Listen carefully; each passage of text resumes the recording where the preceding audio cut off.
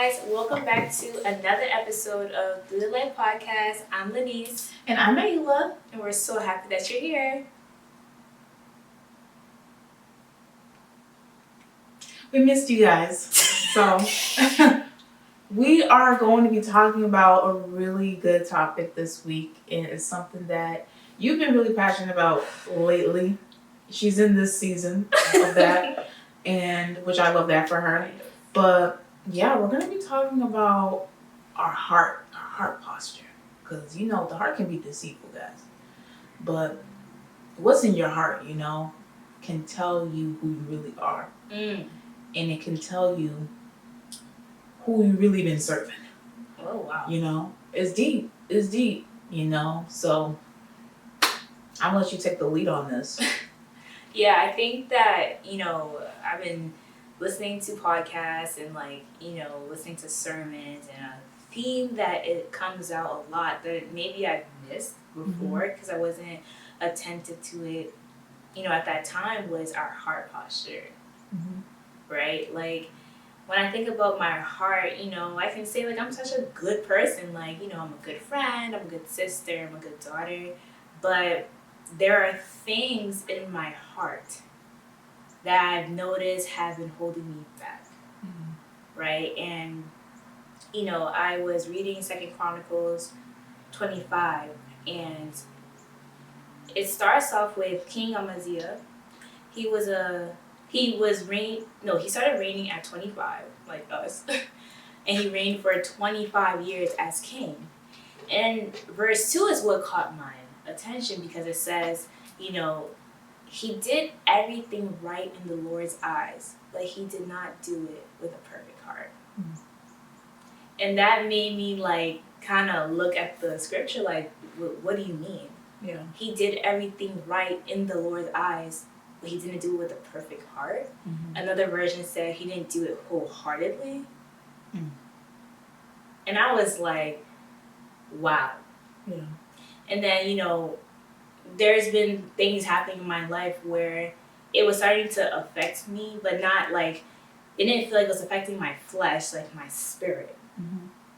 And it was starting to make me have things in my heart. I felt things in my heart. I didn't feel it in my mind and in my body. I felt it here, And I was realizing there are things in your heart that sit but come out in moments that it needs to be, in moments that are triggered, right? So I was feeling anger in my heart, shame, guilt, bitterness, it was sitting there. But I'm praying. But I got a podcast. But I'm reading my Bible.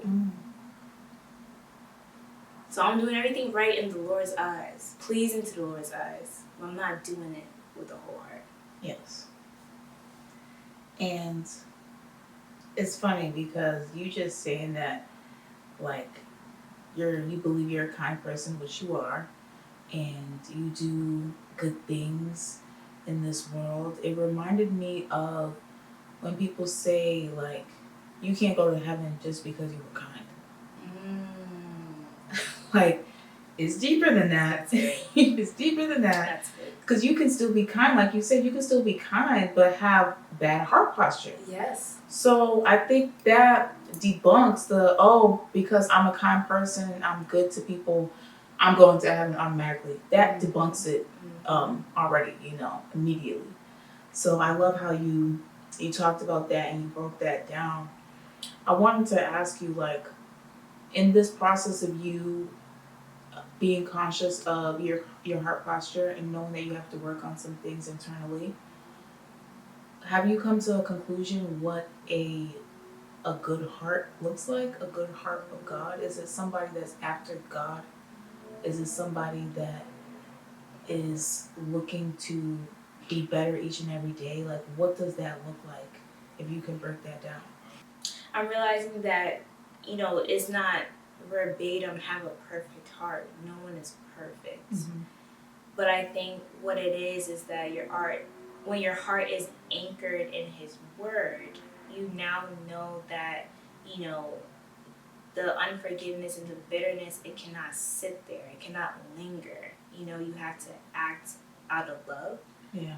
And, obtain the fruits of the Spirit. Mm-hmm. That should be your heart. And I also wanted to add, like, idolatry and, what we idolize, what sits in the epicenter of our heart. It could be money, it could be pride, it could be clothes, it could be makeup, it could be wigs, like, it could be anything, social media. Yeah. What sits in your heart powers you as a person. Mm-hmm.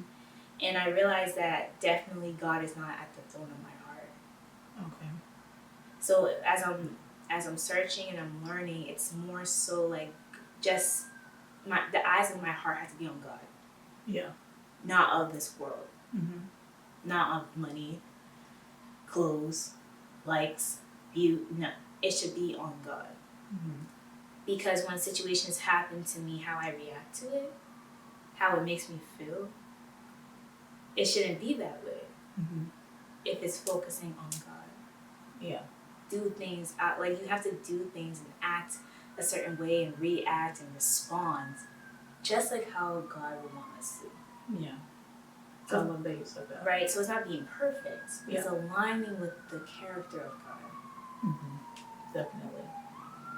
I also would like to add that when you're looking at your heart posture, like you said, it's about your character.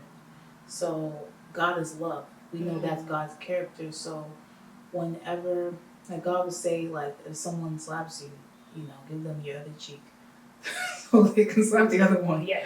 Meaning that, like, if someone does you wrong, don't stoop to their level. Like, let it go. But a lot of us, because we live in a society, we live in a world where, we're fighting against our flesh. Our flesh tells us, like, no, like, I'm not letting that go. I'm gonna give it to them. Yeah.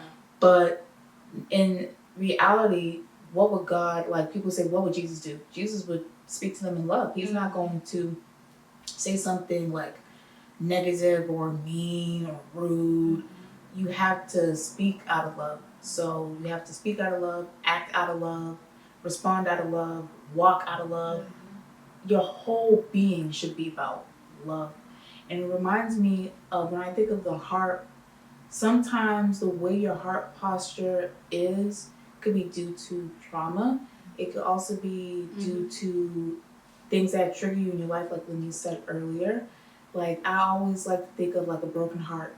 God says that He will fix a broken heart, someone's heart that's broken, right? If your heart is broken by somebody's actions, someone else's actions, in some cases, instead of turning to God, we turn to other people to fix our heart. But God is the only one that knows you, like in and out. He's the one that created you. So why wouldn't you go to Him to fix your heart? Why wouldn't you go to Him to show Him what's going on with you in your heart? Somebody else on this earth is not going to fix your heart. They don't have the tools, first off. And they don't have what God has to fix you. Nobody can fix you. But I think a lot of times people want other people to fix us. Man can't fix man. Only God can fix man. So I like how you said, like, it reminds you of a broken heart, because it makes me remember the verse. It says, like, God will bring comfort to the brokenhearted. Like, He heals the brokenhearted. So it brings validation that, yes, man can hurt you to the point where your heart will feel broken. But the one who created you knows how to put it back together. Yep. No one knows how to fix your broken heart. However, your partner or your circle of faith know how to maintain this fixed heart. Yes. But no one can put those pieces back together. No one. Like I said, they don't have the tools. They don't have the tools. They don't know. They can't see the full picture. God can see. He knows the full picture. He knows what happened, how it happened, and why it happened. Even if He's not telling you the why, right? But your people, they can't do it for you. They just can't. And you also have to put in the work too on trying to figure out, why is my heart this way? Why did this happen? Why am I acting like this way? Ask yourself questions to keep yourself accountable, right? Because you do have to take responsibility too, for your own actions. Even if someone caused your trauma, you have to do the work to repair yourself, right? Even though it hurts. But God is not going to leave you hanging. He's there to help you. So lean on Him. He wants you to lean on Him. Trust me. He can take it. People can't take it. And I think that's when people feel like a burden. They feel like they're responsible for others. Like, I got to take on all this stuff because your heart is messed up. You know, like, and that's a lot for some people. Like, a lot of people can't take on that, especially if their heart is already hurting. Now I got to take on what's going on in your heart too. Yes. God can take that though. You know, I think about the heart, like it needs full surrender to God. Because they're saying like you need to be accountable, right? And in that accountability, it's like you're asking God, like, you know, God, this is in my heart. When this person did this, I felt anger. Show me my heart. Yeah. Show me what's there, because when, you know, God says, give me your heart, He's going to take it, reveal it to you as to why He has to take it, refine and purify you. You know, like, you have to tell God to reveal your heart to you, because there are hidden things. Things that you probably don't even know that's there due to trauma. Yeah. Just like you can suppress memories, you can suppress feelings that are in your heart, but get triggered in a situation that you don't even realize that is connected to your trauma. Yeah. Or you can carry over this bad heart to relationships. Well, why are my relationships always failing? Well, what's in your heart? You know? That's good. That's really good. You feel me? Like, you know, I pray, God, why is it not working? Well, your heart posture is crooked when you're praying. To the point where you don't even hear how you're praying. Yeah. You keep asking me for things and asking for things, but you have yet to search your own heart to realize that what you're asking for, you can't even have yet. God has to perform, like, heart surgery on us. Yeah. That's true. That's true. I think when you get to a point where you're finding out all these things and you're realizing that you got to fix your heart, and you ask yourself like questions like, am I giving people things because I'm doing it out of the kindness of my heart, or because I expect something in return? If the answer is yes, I'm expecting something in return, that's when you know that there's a problem. And I think you have to deny your flesh a lot. And you have to deny your heart to influence your flesh to react to things that you shouldn't be reacting to. Like we talked about in the beginning of the episode about, you know, not reacting a certain way. I think something that I've worked on a lot is not giving a reaction to a lot of things to the person right there. Especially if I really, really love them. If I care about you and I really, really love you and you upset me, I've learned to just walk away and, you know, be alone for a minute, because I don't want to say something that I'm going to regret. So I take my space. Let me take my space. Let me cool down. I'll talk to you in like the next 24 hours, you know, and I'll forget about it. I'll forgive you, you know, immediately, because I love you so much. But I can't stand there like in front of you and let you just keep, you know, stabbing me like back and back. Like, you know, like I can't sit there and take it. I can't take all that. I have to exit, regroup before I say something and spew something at you that shouldn't be spewed. And that's something that I've had to work on, because not everything deserves a reaction. You don't have to react to everything. It's common when you react to things that are happening to you that are bad, you end up hurting other people in the process. That's not okay. Hurt people, yes, but you need to stop the cycle. That's good. That's really good, because I feel like when you talk about reactions, like if I'm so quick to just, you know, react off emotion because of how you made me feel, like that's just the automatic reaction I'm letting out, because this is something I have not worked on, right? It sits there. That's why it's so easy for it to come out. Yeah. Anger is here, so I can bring it out at any time. Yeah. But when you start working on it, because God has revealed it to you that, hey, you reacting this way doesn't work out for your good, you start to take space from a situation that you know can cause your anger. Yes.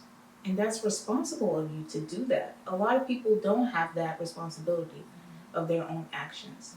That you know that if I stay in this, I'm going to do something that I don't want to do. Even though it's in my heart in the moment, it's probably not going to be in my heart tomorrow. Yes. So let me take a step back before it gets bad. Exactly. You don't want it to get there. God says you need to be slow to anger. If you are fast to anger, there's a deep-rooted problem. There's a cause to that. Anger is a symptom, but there is a cause as to why you got a quick temper. Anything can make you go off. That's not normal. That's not normal. We have to get to a level where, we are able to lay down these things before God. And I think that's why I say, like, this episode is important, because I'm realizing that, a lot of the patterns or situations that I find myself in is because I have yet to be like, God, can you please show me my heart? He'll show it, and I lay it down, though. Last Sunday, a pastor did a call to the altar. He said, whatever it is that you're going through, like, put it at the altar. And I felt myself do that. I felt the weight come on. Yeah. Right? And you have to lay it before God. It's not that, in this season, like, I'm putting my anger on the shelf and then I'm gonna grab it back when I need it, just in case. No. If you're gonna actively have this heart surgery, allow God to let His word penetrate your heart, you must lay it down and never pick it up again. I like how you said put it down. Put it down. It reminds me of God saying, like, lay it on me. Put it on me. You have to. Because those things are all burdens. Yes. You need to leave it left. Yep. Let it stay right there. Because if you keep picking it up, it's going to be weighing on you for the rest of time. You don't need to be having that weight on you. Yep. And didn't you feel lighter when you had to let that go? You felt lighter. You felt better. It's going to make you feel better. Yeah. And I think it's interesting because, like, when you're walking with God, like, every day is not the same. The encounters are so different. The revelations are so different. What you hear, the conversations, like, what you say is different because you're learning. You're acquiring more things. So it was kind of, like, easy for me to realize that this is not sitting right with me, because I'm actively trying to work towards being, a better person and being like how Christ intended us to be like, right? So, like you said, when I laid it, I'm like, yeah, I need to take it out because it's holding me back from being this version that God needs me to be. Definitely. You feel me? And another thing I wanted to say was, like, when you said death to self, like, dying daily is dying to desires of wanting to react, wanting to be angry, wanting to be prideful, lust, gossip, like, all these things, like, you have to die to it daily. And I love dying daily because imagine if Paul just said, yeah, just die once. He would have been like, that's it, right? But then we'd be like, but it came back tomorrow. But it came back next week. I feel angry again. I reacted poorly again. You said just die. Daily, though. That's the key word. God's not moving in your life. The marriage ain't coming yet. The guy is not here yet. There's something in you that has to die, but daily. Yes. Daily. And God is so intentional. He knew that the world we live in is so sinful that it's not going to take one time for you to get it all together. You have to do it every single day. There's always something new to learn. You're always going to grow. You can't be the same person every single day. You're going to change. That is inevitable. That's why we have the Bible. We have God's words, because the word stays the same, but the interpretation could be different every single day. You can take away something new every single day. There's a million of different interpretation on the word, right?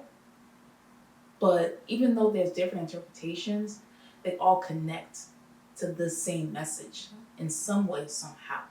So, like when you said, dying to self, like, that is very important. how loving God is for us to have another day, Yes. another week, another month for me to get it right. You know, I think that's the best part about following Christ is that He knows I'm imperfect. He knows I'm never going to be perfect. But because I have Him by my side, I know I can get through it, and I know that every day I'm fighting, He's fighting right there with me. Yes. Every single day, I'm not alone. Yes. And I think another thing that ties into this that I was reading in Romans, I think it was chapter 2 or 3. I think it was chapter 2, verse 24. If I'm not mistaken. Don't quote me. But Paul was saying the sins of this world, like God will give you to your sin. Yeah. You keep rebelling, you keep choosing the world over Him, He will give you over.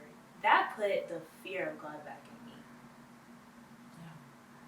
I know I'm struggling with this, yet I'm not actively dying to it, and it keeps putting me in situations that are so harmful to me. And it brings you back to the real that I remember I was telling you that Megan asked you, was like, God, why do I have to keep learning this lesson over and over? God is giving it to you every single time because you're not actively dying daily to this sin. So it becomes lessons upon lessons upon lessons until you're like, oh, like I need to kill this. Yeah. I think too, when I think about what you said, that even though God can give you to your sin, right? And you have to actively pursue Him when you're dealing with sin. There's not going to be a perfect life where you don't ever sin. Absolutely. Never, right?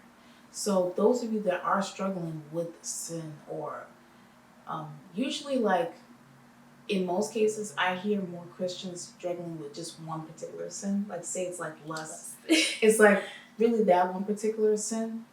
Like I think it's different if they, they're seeking God every single day and they're truly trying, right? And they go they go a month without being consumed by lust, then they fall. But they were actively really trying to get it, but they keep falling. That means that they're struggling, and although they're struggling, they're trying. Yes. They're not just, oh, I'm just gonna do it, like whatever. Like I think that's more like what you're saying. That's what I took away. Like, you just never putting in the effort at all to get to know Him. But God knows, like, if you really struggling with it, but He knows, like, you want Him. You really do want Him. Like, you crying for Him, like praying, fasting for Him, but you're still falling short. So I think that's where the confusion could be sometimes. Like, people feel like, well, I'm never gonna get through this sin. Like you will. But you gotta keep fighting for it. You will. But no one's perfect. Like, we're gonna have to deal with sin till they die. Yes. Like, it's inevitable. It's always going to be there. Yeah. I think, sometimes we joke a lot, like, man, if this was freshman year, like, I would have did this. But, that in itself is actually a testimony because we are not who we were freshman year. Yeah, thank God. Thank God, right? Like, clearly, in this twists and turns of the journey, like, there has been some dying to flesh. Right? There has been. And it's proof right now that we're able to even sit here with a word of knowledge for you guys. Yeah. Right? Freshman year, I would not be talking about this. This will be the last thing I want to talk about with my girls. Like, no, so even drinking, I never thought I was going to stop drinking. Honestly, I thought, like, I'll always be, like, a social drinker or, like, I'll need it to have fun. Yeah. You know what I mean? But who would have thought that, how long? I don't even know how long it's been. Probably, like, almost a year, 2 years. Like, I don't crave it. But that was me surrendering it to God. God, I don't want to do this no more. God, I don't want to be angry no more. I don't want to keep having casual sex no more. I want someone to love me from my heart. Well, God is like, give it to me. and I'll purify you. Yeah. I'll refine you. Yep. And I like how you said like drinking, like you don't even want to drink anymore. Like I honestly like, cause I stopped drinking too. I don't even think about it. I don't even drink wine. And anytime I tell people that like I don't drink, I don't even drink wine, they're like, they look at me like I have four heads. Like, are you okay? Right. Like I'm like, yeah, I'm fine. Perfectly fine. But why don't you drink? I'm like, I just don't like drinking anymore. Like, and I think for me, like, for that, like, I always, when I was younger, I always said, like, oh, I'll never drink. I'll never do that. Right. You know? I'll never do that. I'll never smoke weed. And then Fast forward you to get to college, you let it loose. And I was drinking for the wrong reasons. I wasn't drinking because I wanted to drink. I was drinking it because I wanted to blur the lines of what was going on. That's good. And that's when I'm like, okay, this isn't okay. Yes. And I really was just sitting in the car one day, and I'm like, oh, like, I want to get some wine. And the Holy Spirit was like, why do you want wine? And I did not have an answer. I did not have an answer for it. That's good. When I had no answer, I was like, just bring your butt home. Right. I went home. Right. And I haven't drank ever since. I like how you say, like, you know, your conversation with the Holy Spirit, because it's that conviction. Like, well, why do you want to do that? Why do you want to get married? Mm-hmm. The why is very important. Cricket, because I had thought, because I was 25, like, I should be there right now. Like, I'm seeing it all over the world. Like, I thought it was my turn. Why do you want that? Mm-hmm. Why are you doing that? Yep. Why are you angry? Mm-hmm. You should only be doing things because you're gaining something positive from it. Mm-hmm. I was not gaining anything positive from drinking. Nothing. I wasn't gaining anything positive from smoking weed. Nope. I was not. Nope. Just a distorted reality and a headache and no money. Broke. Broke. Broke college kids. Broke college kids. Because it went to nonsense. Like, it went to things that didn't serve us. Just Like, going off vibes. Even like clothes, like when we talk about modesty, like I showed the niece a picture of what I wore my freshman year at an event that we went to. yeah. And she couldn't believe it. I couldn't believe it either. I could Because not I'm like, believe it. I wouldn't wear that today. I knew not to wear that then, but I still wore it. And it wasn't because like I liked the outfit, it's because it was a trend and people were dressing like that. So I'm gonna dress like that too. Yeah. And I'm like, man, why'd I do that? I shouldn't have been dressed like that. I was like, nah. But then I held my tongue too, because I did some questionable things. Sin is sin, right? Like, she wore an inappropriate shirt. Well, I was still drinking that day. You know what I mean? Mm-hmm. So when you get to the level of that full surrender, right? Because the surrender allows you to be sensitive to the Spirit. Yeah. Because when you're sensitive to the Spirit, now He has residence in you. He can now lead you. Yes, correctly this time. Right? And I think that that's the area, like, God needs a clean home. He needs a place to sit in. So if you have money and drugs and, you know, social media and all these things in the center